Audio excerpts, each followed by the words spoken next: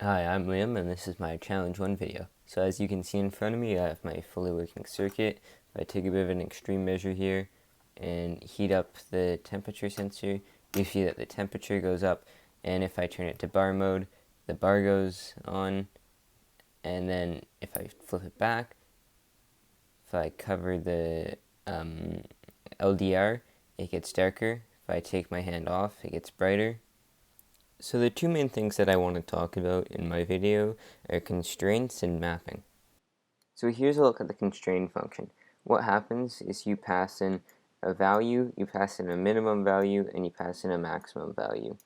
What the function does is it basically sees if the minimum value is more than the value, and if it is, it sets the value to the minimum value, and if the value is greater than the maximum allowed value, it sets it to the maximum value.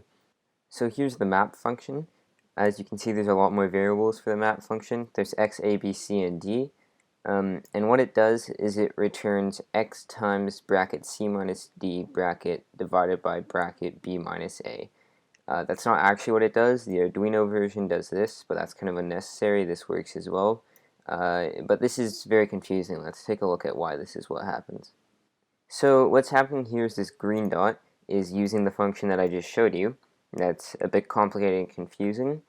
And this blue dot that has the same answer is actually using a different function.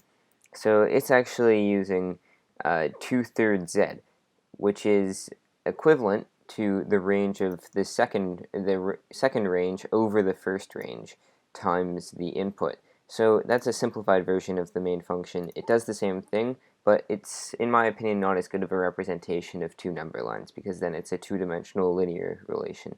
Anyways, thanks for watching.